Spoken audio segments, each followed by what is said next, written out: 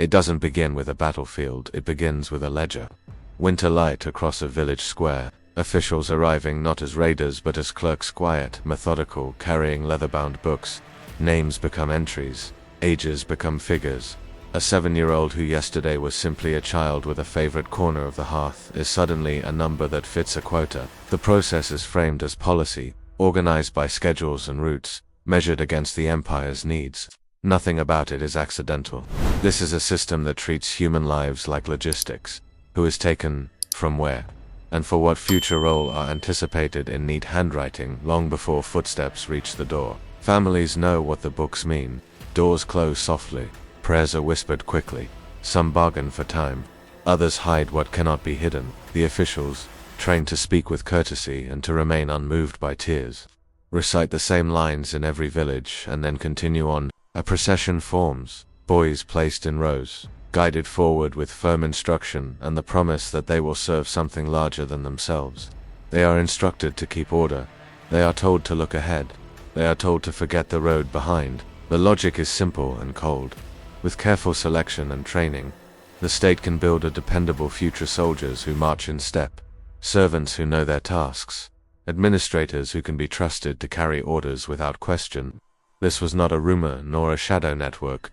It was policy that filled halls with reports and sealed archives with stamped approvals, a system refined by trial and error, memoranda and revisions, each year producing results that could be summarized in numbers. How many collected, how many assigned, how many advanced, how many lost. In practice, the selection was exacting. Officials preferred certain ages, certain regions, certain traits that on paper predicted success. Villagers received quotas calculated from population and past yields. Inspectors compared lists against faces and families.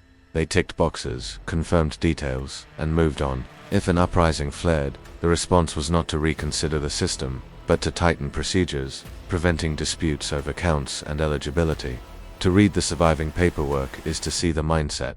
Human futures treated as statistics to be improved, and behind those numbers are rooms where silence is the rule, where boys are taught to stand in straight lines, where language lessons begin the first afternoon.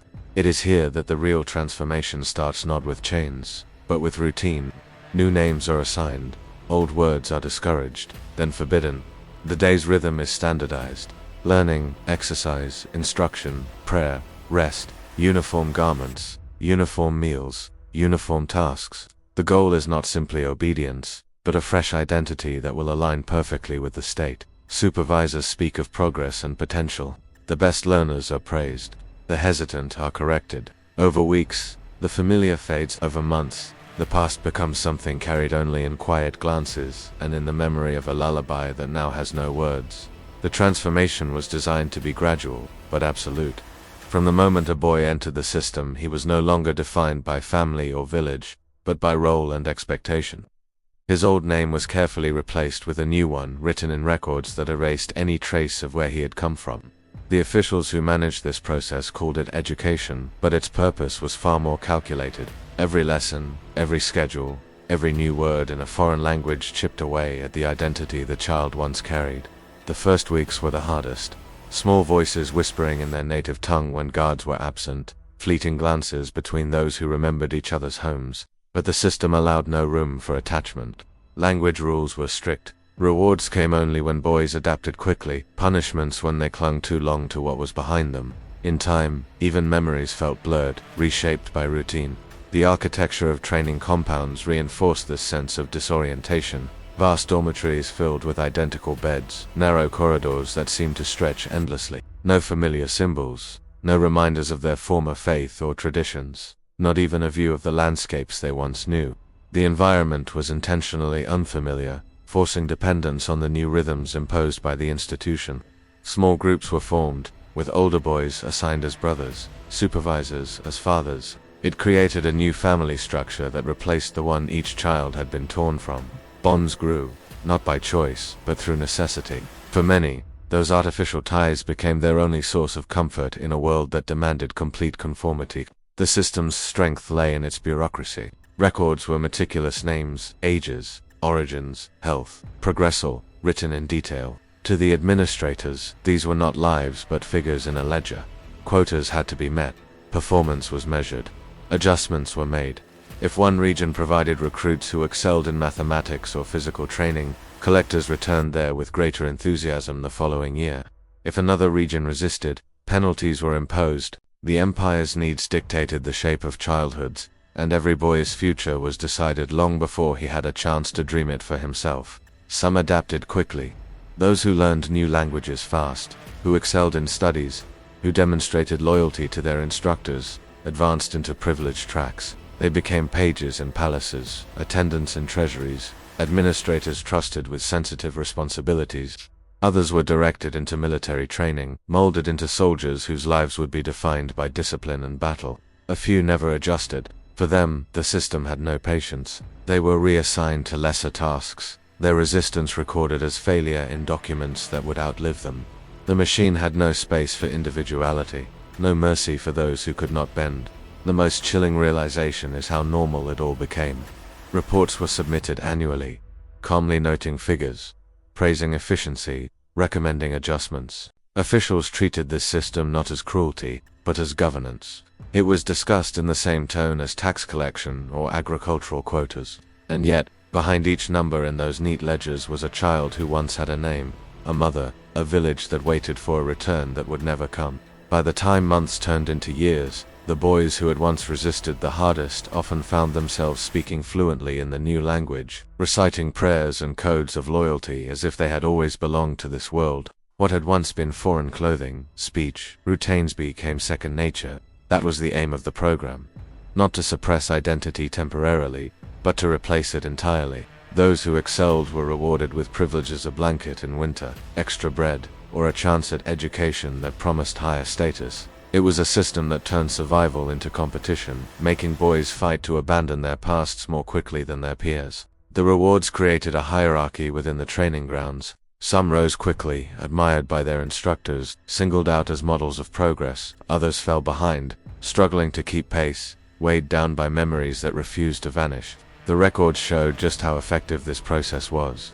In a single generation, boys taken from distant villages could rise to become powerful officials within the empire, carrying out the same system that once had claimed them. It was a cycle of transformation.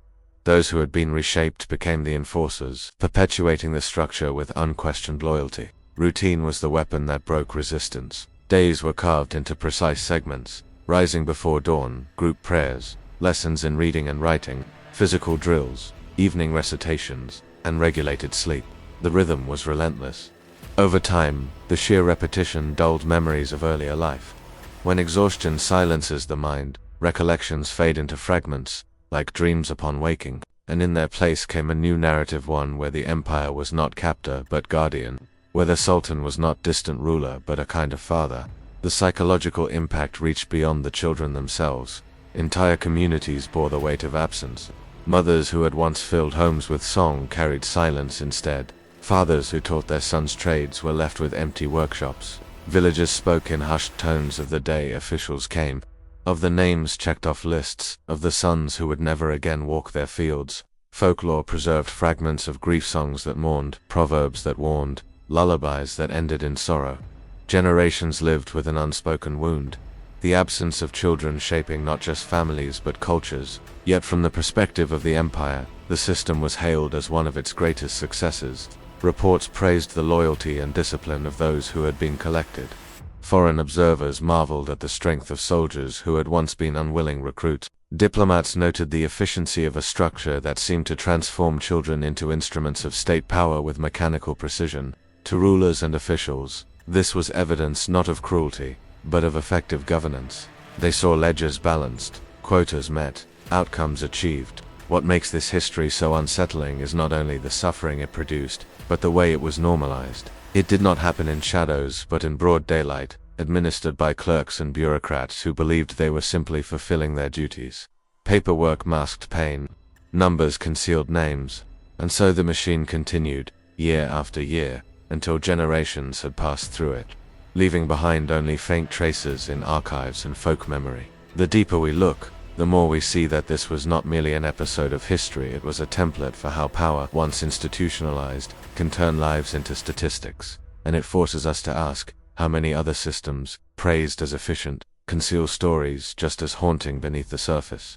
What began as paperwork soon hardened into permanence. Once a child was entered into the system, there was no reversal. The path ahead was mapped out with precision, leading either to military service, palace duties, or administrative positions. Each boy's abilities were scrutinized. Their talents were measured against the Empire's demands. Tall stature could determine a future with the elite soldiers. A sharp mind might send one to the treasury or the court schools. A steady hand or graceful bearing could open a path to service within noble households. Whatever their individual qualities, their destinies were no longer their own. The Empire's administrators called this progress. They saw value in transforming children from distant provinces into loyal instruments of state power. The irony was profound. The very people whose families mourned their loss could one day return as officials representing the system that had taken them. Many did. Some became generals, others governors. Their loyalty was no longer to the villages of their birth, but to the empire that had remade them. This, above all, reveals the chilling efficiency of the process. It did not merely remove children, it rewired allegiance itself. The uniformity of life inside training centers left little space for individuality. Meals were identical, portions measured carefully. Clothing was standard issue, designed less for comfort than for sameness. Even gestures and postures were monitored.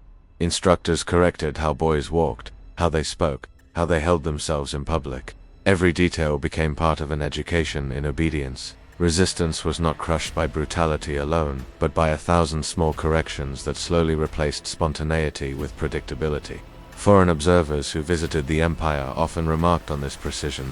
Ambassadors recorded their impressions of boys who moved with mechanical grace, speaking with rehearsed confidence, behaving with a discipline that astonished outsiders. What they rarely saw, however, was the costly silence of memories buried, the weight of homes forgotten. For those within the system, the absence of choice became a condition of life. A boy who once ran through orchards or fields could now march for hours in perfect formation, his childhood erased as if it had never been.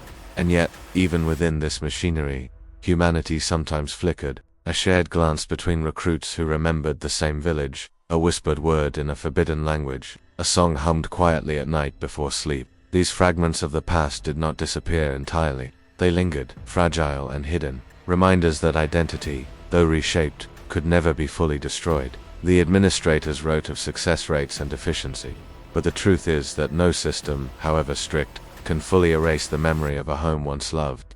Still, the overwhelming story is one of continuity. The empire's need for order, soldiers and servants meant that this system endured across centuries. It was adjusted, refined, improved in bureaucratic terms, better record-keeping, clearer criteria, stricter supervision. Each generation of officials congratulated themselves on managing it more effectively, and through it all, boys continued to be taken, families continued to grieve, and entire regions lived under the shadow of quotas that measured children as resources. The lesson is clear. When power becomes a system, it justifies itself endlessly. What began as necessity became tradition, and what began as cruelty became routine. That is why this story matters, because it reveals not only what was done, but how ordinary people accepted it, recorded it, and passed it on as if it were simply the way the world was meant to be. For centuries, a shadow fell across the land. It came not with the crash of armies, but with the quiet tread of officials. They moved from village to village, their arrival heralded by rumors and fear. Centuries of repetition gave the system an air of inevitability. Villagers learned to expect the officials just as they expected the changing of the seasons. Rumors would ripple ahead of their arrival, lists prepared, quotas whispered, strategies devised to delay the inevitable. Some parents tried bargaining with bribes, scraping together gold in hopes of sparing a son. Others hurried to arrange early marriages, believing the law would protect the newlywed. But the empire adapted. When exemptions were exploited too often, rules were rewritten, and what once offered escape soon vanished. The machine adjusted faster than families could. In this way, fear seeped into everyday life. Births of boys brought as much anxiety as joy. Parents looked at newborn sons not only with love but with dread, wondering if they would survive long enough to remain part of the family. Songs and lullabies carried this unease. Folklore remembered the grief of mothers, their voices weaving sorrow into verses that endured long after the events themselves. Even when the words were softened into poetry, the weight of absence was unmistakable. Communities that lost generation after generation could not help but carry the scars. Meanwhile, the empire praised the program's results. Soldiers produced through this system became some of the most disciplined in the world, their loyalty unwavering, their training unmatched. Administrators rose from humble origins to hold high positions. Proof so the empire claimed of opportunity and merit. On the surface, it was a story of advancement, but beneath it was the tale of stolen lives reshaped for purposes never chosen. The grandeur of military parades and palace ceremonies concealed the private pain of families who never saw their children again. The most haunting truth is how ordinary it all seemed to those who ran it. Officials tallied quotas as calmly as they measured harvests. Clerks filed reports on boys as if they were recording grain shipments. In this normalization lies the deepest warning. Atrocity does not always come wrapped in chaos and noise. Sometimes it comes in ink, on paper, with signatures and stamps. The banality of it, the way cruelty can be disguised as administration, is what gives the story its chilling resonance even centuries later. And still, traces remain. In archives, ledgers list names now weathered by time. Each line is a reminder that behind the efficiency were individuals with homes, families, and dreams. Some of those children rose to prominence, their names celebrated in chronicles, but most were forgotten, remembered only in the grief of the communities that lost them. Their stories lie buried in songs, in folklore, in faint echoes passed from one generation to the next. To understand this chapter of history is to recognize how fragile freedom can be when bureaucracy gains more weight than humanity. And if you want to uncover more hidden truths like this one, stay with us. Because history's darkest systems often hide in plain sight, waiting to be exposed.